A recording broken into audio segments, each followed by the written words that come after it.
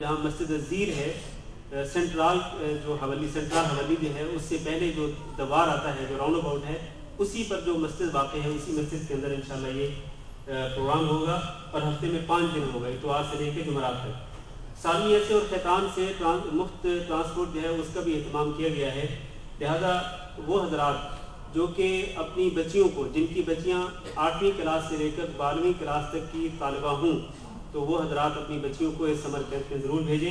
انشاءاللہ اس کیمپ میں تجوید القرآن، اسلامی عقیدہ، حدیث نبوی، سیرت طیبہ، عربی گرامر، مسنون دعائیں وغیرہ جو ہیں یہ ان بچیوں کو پڑھائی جائیں گی۔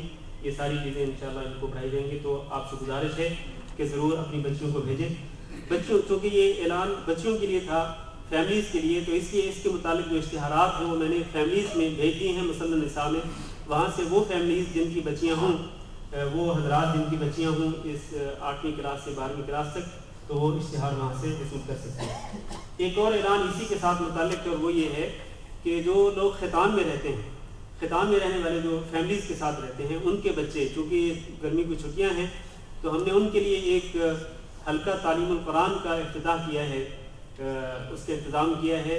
انشاءاللہ یہ کل سے شروع ہو رہا ہے مسجد نقاء العدوانی خیتان میں۔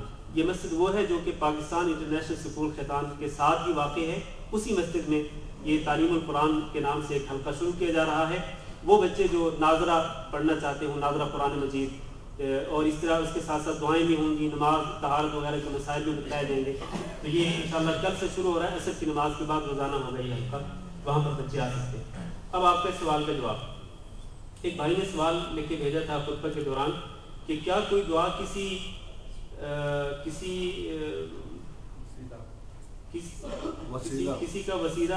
کے وسیلہ سے کی جا سکتی ہے، کسی نبی یا ولی کے وسیلہ سے؟ دیکھیں دعا جو ہے اس کے لیے جو وسیلہ ہونا چاہیے وہ 3 قسم کا ہے، بلکہ 2 قسم کا۔ ایک وسیلہ وہ جو شرعی وسیلہ ہے اور ایک وہ جو کہ بدعی وسیلہ ہے، غیر شرعی وسیلہ۔ شرعی وسیلہ جو ہے وہ کیا ہے؟ شرعی وسیلہ یہ ہے کہ آپ خود کوئی عمل صالح کریں اور اس عمل صالح کا وسیلہ بنائیں، اللہ رب العزت کے سامنے اس کو پیش کریں کہ اللہ میں نے تیری رضا کے لیے یہ عمل کیا ہے، مثلا یہ نماز پڑھی ہے، یہ روزہ رکھا ہے، اے اللہ میں نے تیرے لیے یہ کسی مسکین کو کھانا کھلایا ہے، یہ میں نے فلاں نیکی کی ہے، تو اللہ اس عمل کی برکت کی وجہ سے اے اللہ تو میری فلاں حاجت پوری کر دے یا میری فلاں مشکل ٹال دے، میری دعا قبول کر دے۔ دعا کے لیے ایک تو یہ وسیلہ ہے، اپنے کیے ہوئے نیک عمل کا وسیلہ بنانا، اور اس کے اللہ تعالیٰ نے قرآن مجید میں حکم دیا ہے۔ اللہ نے فرمایا یا ایھا الذین آمنوا اتقوا اللہ وابتغوا الیہ الوسیلہ، کہ ایمان والو اللہ تعالیٰ سے ڈرتے رہو اور اس کی طرف وسیلہ تلاش کرو۔ اس وسیلہ سے مراد کون سا وسیلہ ہے؟ اپنے ہی ہاتھوں کیے ہوئے عمل صالح کا وسیلہ ہے، جو آپ اپنے ہاتھوں عمل صالح کریں گے اسی کو آپ وسیلہ بنائیں اللہ رب العزت کے سامنے۔ ایک تو یہ وسیلہ۔ دوسرا کہ آپ کسی زندہ نیک آدمی کے پاس جائیں، ایک شخص زندہ ہے، بحیات ہے، بقید حیات، نیک ہے، متقی پرہیزگار ہے، آپ سمجھتے ہیں کہ بڑا اللہ والا ہے، تو آپ اس کے پاس جائیں، اس کو کہیں کہ بھائی کہ فلاں مولانا صاحب یا بزرگ صاحب آپ میرے لیے، میرے بچوں کے لیے دعا کریں کہ اللہ تعالیٰ ہماری حاجتیں پوری کر دیں، ہماری مشکلیں ٹال دیں۔ تو وہ بزرگ جو ہے وہ آپ کے لیے دعا کریں گے، جس طرح کہ رسول اکرم صلی اللہ علیہ وسلم کے پاس صحابہ کرام آتے تھے اور آپ سے آ کر کے دعا کرواتے تھے آپ کی زندگی میں۔ تو زندہ آدمی کے پاس جا کر اس سے دعا کا سوال کرنا کہ آپ اللہ سے دعا کر کے ہمارے لیے یہ چیز طلب کریں، تو اس میں کوئی حرج نہیں، یہ بھی ایک وسیلہ ہے زندہ آدمی کی دعا کا۔ اسی طرح تیسرا وسیلہ جو ہے وہ ہے اللہ تعالیٰ کے اسماء و صفات کا وسیلہ بنانا، کہ اللہ تعالیٰ کو آپ اس طرح وسیلہ دے کہ اللہ تو غفور الرحیم ہے، تجھے غفور الرحیم ہونے کا واسطہ ہے کہ اللہ تو میرے گناہوں کو معاف کر دے۔ اللہ تو ارحم الراحمین ہے، تجھے ارحم الراحمین کا واسطہ ہے کہ اللہ تو میرے حال پر رحم فرما، اس میں کوئی حرج نہیں۔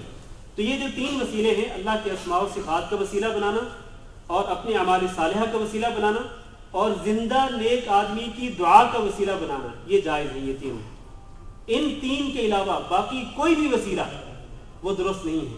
لہذا کسی فوت شدہ نبی یا فوت شدہ بزرگ یا ولی کا وسیلہ بنانا اپنی دعا کے اندر وہ قطعاً جائز نہیں ہے۔ صحابہ کرام نبی کریم صلی اللہ علیہ وسلم کی زندگی میں تو آپ سے آ کر کے سوال کرتے تھے دعا کا، لیکن آپ صلی اللہ علیہ وسلم کی وفات کے بعد کوئی صحابی جو ہے وہ نبی صلی اللہ علیہ وسلم کی شخصیت کا یا آپ کی ذات کا وسیلہ نہیں بناتا تھا۔ آپ کی وفات کے بعد ایسا کوئی سلسلہ نہیں تھا صحابہ اکرام کے اندر. لہذا جب نبی صلی اللہ علیہ وسلم کا وسیلہ صحابہ اکرام نہیں بناتے تھے آپ کی وفات کے بعد، تو پھر کسی اور شخصیت کا وسیلہ کس طرح سے بنا سکتے ہیں؟ چاہے وہ کوئی امام ہو، چاہے وہ بزرگ ہو یا ولی ہو. فوت شدہ انسان کا وسیلہ بنانا دعا کے اندر یہ بدعی وسیلہ کہلاتا ہے، اس کی اسلام کے اندر کوئی حیثیت نہیں ہے.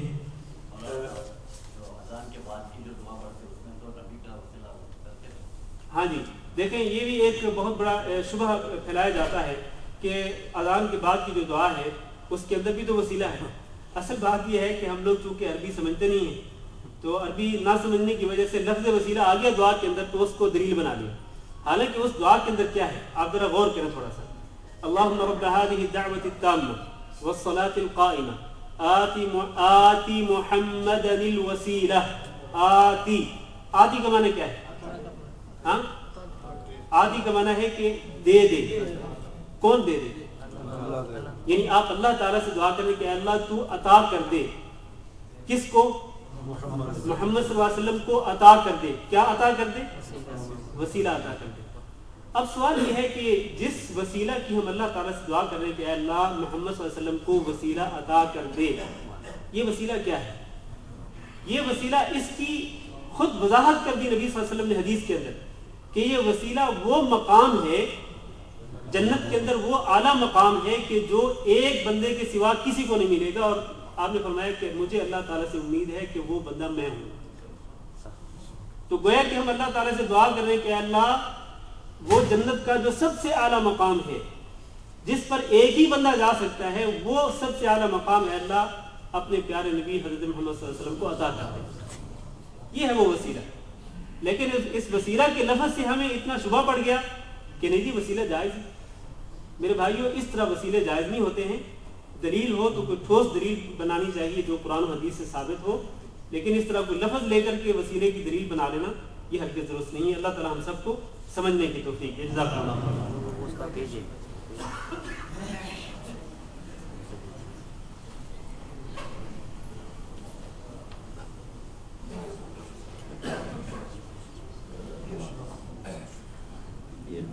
پھر سے